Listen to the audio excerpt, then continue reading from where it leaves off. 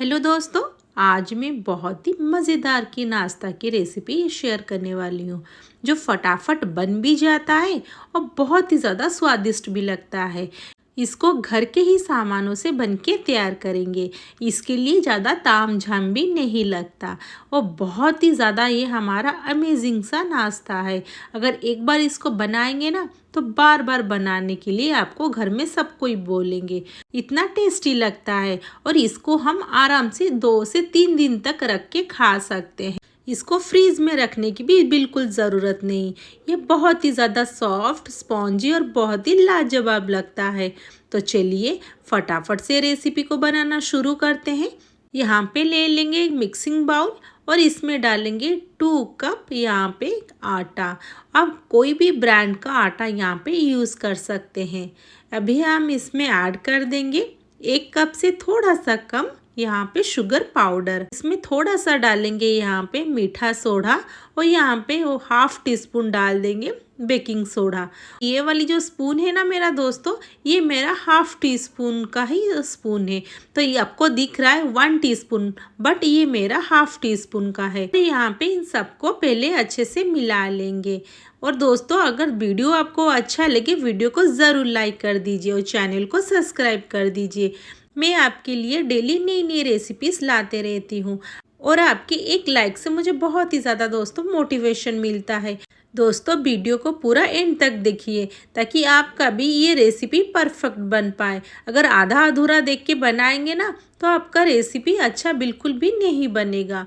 अभी हम इसमें ऐड करेंगे 1 कप यहाँ पे दही और यहाँ पे सारे दही को एक साथ यहाँ पे मिला लेंगे। और यहाँ पे हम बिल्कुल भी पानी का यूज़ नहीं करेंगे। तो पहले दही के साथ इसको पहले अच्छे से मिला लेंगे। अगर हमें चाहिए तो हम यहाँ पे एक्स्ट्रा मिल्क यूज़ करेंगे। हम यहाँ पे पानी का इस्तेमाल बिल्कुल भी नहीं करने वाले हैं दोस्तों। यहाँ पे पहले इसको मिला लेंगे। अभी हम यहाँ पे हाथ से ही उसको अच्छे से डो बनाएंगे ताकि हमें पता चल जाए हमें और इसमें दूध मिलाना है या नहीं। तो यहाँ पे दोस्तों मेरा ना बिल्कुल भी कोई मिल्क का यूज़ मैंने इसमें नहीं किया हुआ है। मेरा 1 कप दही से परफेक्ट यहाँ पे पूरा सॉफ्ट डो बन के तैयार हो गया। अगर आपका यहाँ पे थोड़ा सा टाइट डो होगा तो आप यहाँ पे थोड़ा सा दूध मिला के उसको सॉफ्ट कर सकते हैं।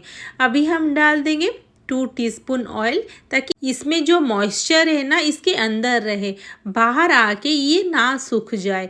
और इसके ऊपर एक पपड़ी के जैसे पूरा जम जाते हैं ना, तो ये वाले ना हो जाए। तो इसको अभी हम ढक के छोड़ देंगे 15 मिनट के लिए। अभी यहाँ पे देखते हैं दोस्तों, ये पूरा यहाँ पे देखिए डबल हो चुका है। अभी हम यहाँ पे इसके अंदर जितने सारे एयर बबल्स आ गए हैं ना, इसको यहाँ पे पूरा निकाल देंगे और यहाँ पे उसको आधा मिनट के लिए थोड़ा सा यहाँ पे उसको मसल देंगे ताकि ये पूरा अच्छा सा हमारा सॉफ्ट डो बन जाए। अभी इसको रखेंगे साइड में। अभी थोड़ा सा पहले हम यहाँ पे आटा डस्ट कर देंगे ताकि इसके ऊपर ना ये ना चिपके। अभी हम ले लेंगे डो को और यहाँ पे डो को थोड़ा से वही आटा के साथ हम यहाँ पे मिला लेंगे। तो यहाँ पे ये बिल्कुल भी ये नहीं चिपकेगा। तो यहाँ पे हमारा अच्छा सा पूरा यहाँ पे डो बन के तैयार हो चुका है। तो यहाँ पे दोस्तों मैं कोई भी उसको छोटे छोटे बॉल्स नहीं बनाऊंगी। ये डो को हम एक ही साथ पूरा यूज़ करने वाले हैं। तो हाथ में ही उसको थोड़ा सा पहले इसको बड़ा कर देंगे। इसके बाद हम यहाँ पे बेलन से उसको यहाँ पे बेल देंगे। तो यहाँ पे हमें मोटा वाला ही चाहिए, ज़्यादा पतला हम यहाँ पे नहीं करेंगे। तो यहाँ पे देखिए मैंने बेल दिया है, तो इसका थिकनेस देखिए इतना ही मोटा चाहिए। हमें यहाँ पे पूरा पतला नहीं करना है दोस्तों। तो यहाँ पे इसके ऊपर डाल देंगे थोड़ी सी सफ़ेद तिल। तो दोस्तों ये पूरा ऑप्शनल है, अगर आप डालेंगे ना बहुत ही सुंदर लगता है और खाने के लिए भी बहुत ही टेस्टी लगता है। अगर आपको पसंद ना हो तो आप यहाँ पे सफ़ेद तिल को भी स्किप कर सकते हैं। और यहाँ पे उसको बेलन से थोड़ा सा दबा देंगे ताकि इसके ऊपर अच्छे से ये चिपक जाए और ये बाहर ना निकले। तो मैं यहाँ पे पिज़्ज़ा कटर के मदद से ही इसको यहाँ पे कट करूँगी। तो मैंने यहाँ पे 8 हिस्सों में उसको कट कर दिया है। तो यहाँ पे जैसे हमें पिज़्ज़ा कटिंग करते हैं ना, सेम उसी के हिसाब से हम यहाँ पे कट कर देंगे। तो मेरा यहाँ पे देखिए सब एक ही साइज़ के मैंने यहाँ पे इसको कट कर दिया है। अभी मैं आपको एक दिखा रही हूँ पीसेस, ये कितना ज़्यादा मैंने यहाँ पे इसको मोटा किया हुआ है। और यहाँ पे देखिए परफेक्ट हमारा ये पिज़्ज़ा के शेप में आ चुका है। हमें इतना ही मोटा चाहिए। अभी मैंने दूसरे तरफ ऑयल को चढ़ा दिया है। अभी ऑयल हमारा बहुत ही ज़्यादा ये पूरा गुनगुना गर्म है। देखिए बिल्कुल भी इसमें बबल नहीं आ रहा है। दोस्तों ये सबको हम यहाँ पे एक साथ डाल देंगे। और दोस्तों एक बात का ध्यान रखिए, पूरा यहाँ पे गरम ऑयल नहीं करेंगे, बहुत ही ज़्यादा यहाँ पे गुनगुना होना चाहिए। तो यहाँ पे देखिए धीरे धीरे इसके ऊपर यहाँ पे बबल्स आने लगे हैं। जब ये धीरे धीरे गर्म होने लगेगा, इसी में ही हमारा ये नाश्ता धीरे धीरे फूलने लगेगा। क्या होता है ना, जब ये धीरे धीरे ऑयल गर्म होगा, इसके अंदर यहाँ पे पूरा एयर बनने लगेंगे।